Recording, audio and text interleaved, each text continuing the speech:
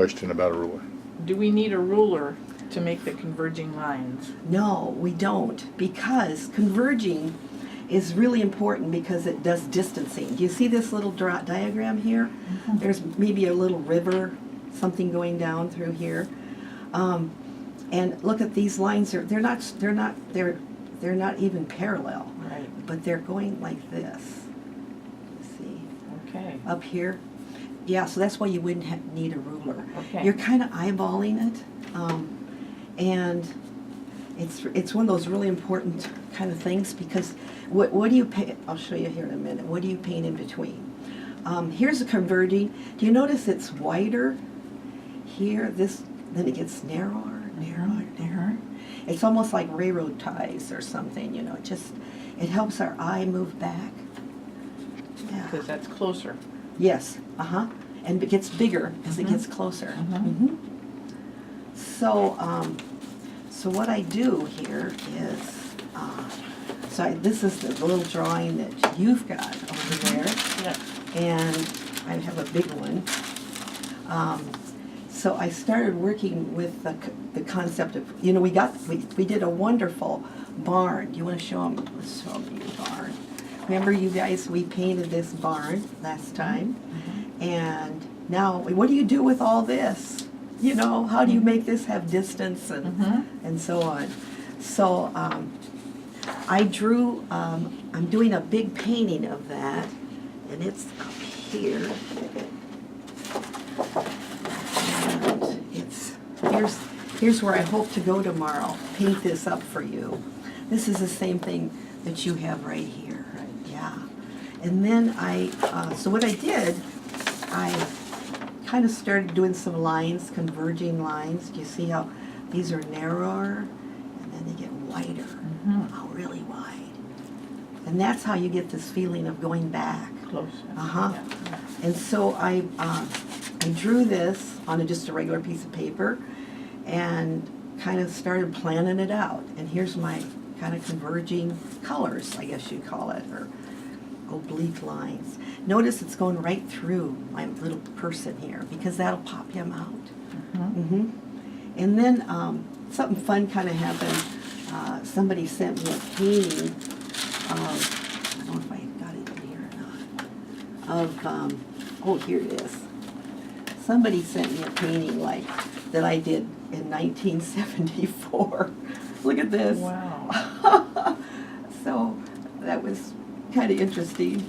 Anyway, I get this all the time. People, families, they're moving on with their arts that their parents have, and so they want to know more about it. Like, why did you paint this, or what were you thinking? You know, and I usually can kind of remember where I was, and it's kind of fun. It kind of takes you back. Wow. But what I saw in this was this wonderful V. Look, it's like two fingers saying, "Look at my barn." You see that? Center of interest. Center of interest, or something. It better be back there somewhere. And remember, the center of interest is one of these four places. So it could be here, down here in the foreground.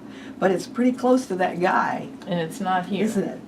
It could be. It could be up here in the doorway. I could put another little person coming out of there. This is kind of the planning thing, you know. I can kind of decide what I want to do. So, but see, I got the fence posts coming down, and they're real small, and then they come down here, and they're much larger. But anyway, I took that idea, you know, and when I was probably just starting out to paint, and I have no idea why I did that then, but now I do.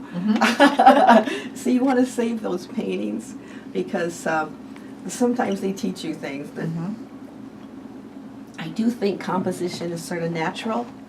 We sort of plan our living rooms and things around heaviness here, you know, varying shapes, so on. So I think it's natural, and so it's not a big, impossible thing to figure out. So this kind of points up to here.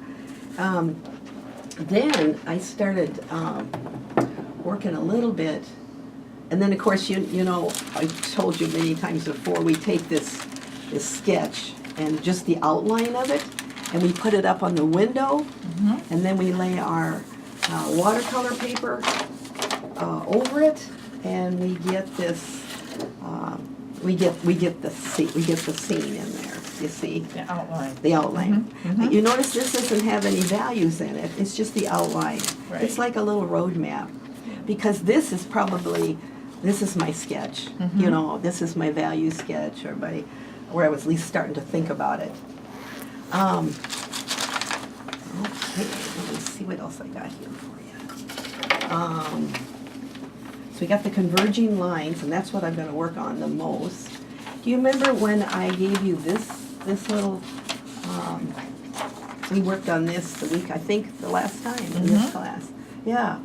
And these converging lines, see, they're going this way and this, you know, and then the building has got its perspective. You notice these are going straight out. That's just the kind of tree it was. Same one over there. Mhm. This has 3 values. Do you see the dark, you know, a medium value there, and then of course a light up here in the sky. Mhm. So when you do that, you have a dark against a light roof, it pops it out. And let's see if I did that. I kind of did that, I think, up here in my, yeah, I kind of did. So the definition of a converging line Mhm. is what? It's not parallel. Okay. It's not parallel, it's not horizontal or vertical or parallel. Does it lead from the center of interest It necessarily? it certainly can. Okay.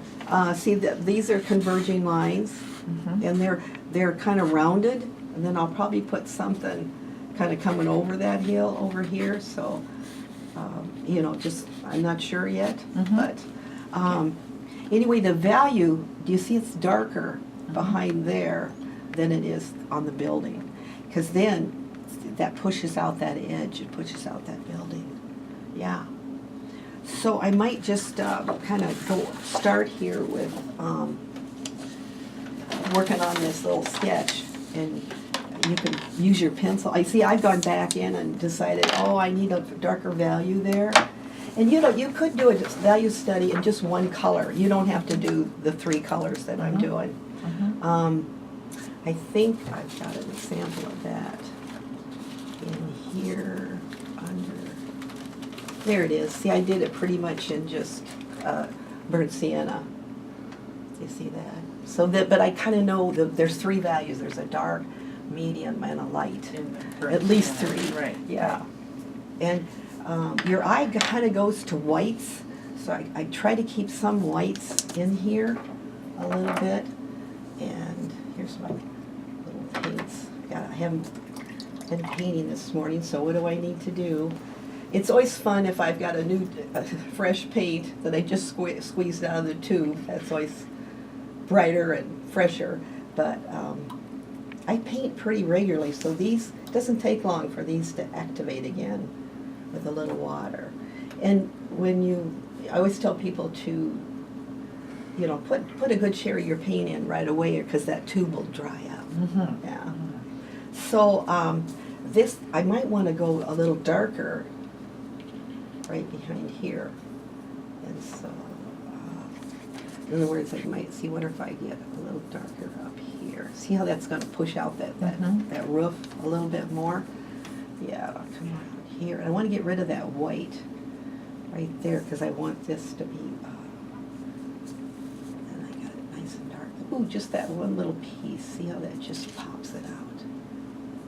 Yeah. And then I can, I kind of thought that I would take my mountains or something purple. I would put purple in everything, it seems like. Because purple recedes, and it could, my sky could even be purple. I don't know Mhm. what I do yet, but Mhm. I could. So then I'll come over here and I'll do some more, Repeat it. repeat it, Mhm. right? Repetition of color, echoing the color. Okay, wonder if I get a little darker behind, right behind here. You know, see how that's, look how that's just popping that out, and I'm gonna make it irregular.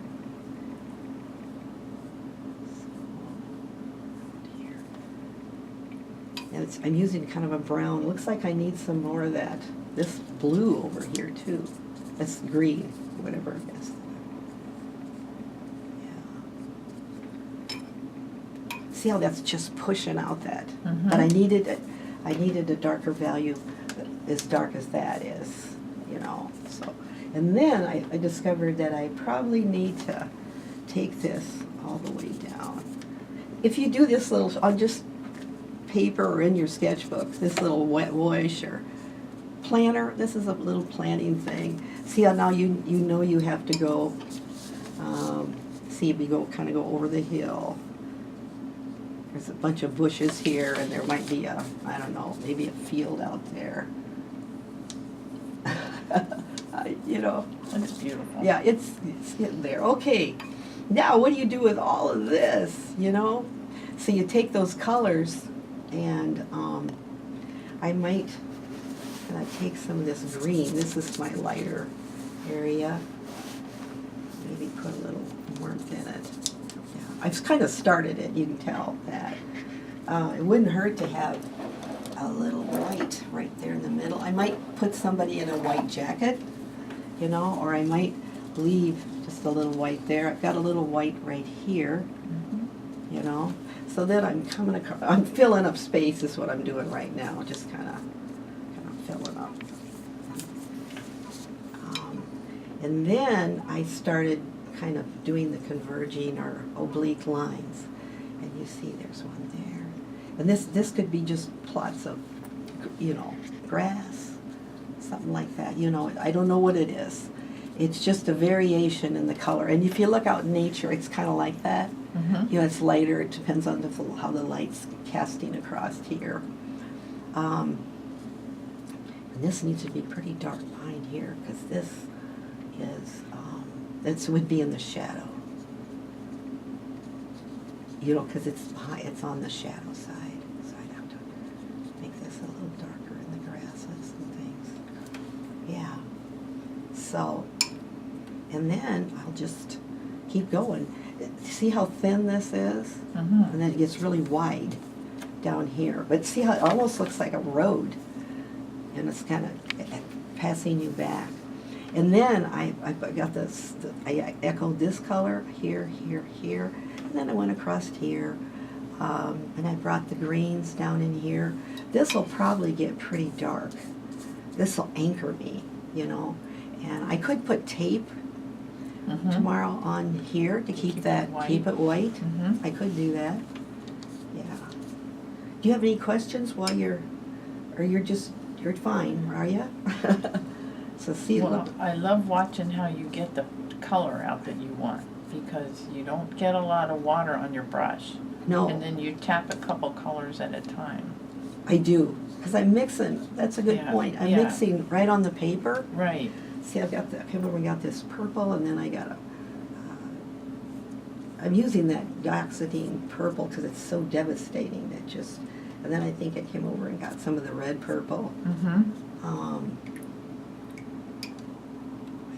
I got a painting. Anyway, I'm going to keep doing that.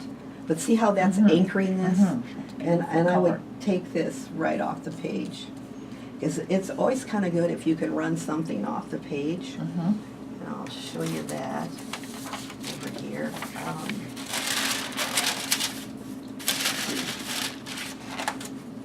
Yeah.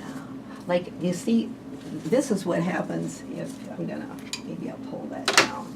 I'm gonna push this up just for a minute, and then I think we'll be, this is what happens if you don't use any converging lines. Do you see how flat it Yeah, looks? very Looks flat. very flat. Yeah, yeah. So once you can kind of do some converging lines, which are here. Look how they've done that. They've ran that.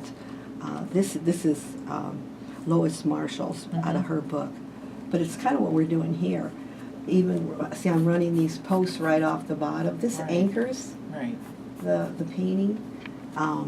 Anyway, do you see how this shadow Mhm. comes right off here, Mhm. and it's oblique or it's converging. You see, it's not flat. That really helps us to Get perspective. get perspective in Right. there. Yeah, a dimension. Where objects are placed on the ground in relation to other objects is the illusion of distance. And that's what this is. This really helps here. You see this tree is bigger and Mhm. it's in front of these other ones. and this is coming behind the house. So all that just pushes back, and yeah. And then we've got and even over here, do you see how this grass is kind of converging back through Often here? it's at an angle. Yes, it's pretty Mhm. much at an angle. Wouldn't Yeah. you say? Yeah. I kind of made it a rounded because I do a lot of morphic shapes, which are round. Mhm. I'm not very angular, and I Mhm. don't know why that is. Maybe it's because I'm a woman. I don't know. Yeah. Well, it's more creative, I think. To me, it's more land. Yeah, You yeah. know, when it's More kind of realistic. bulging. Yeah, yeah. Yeah. I gotta stand up again here. My knee's getting better.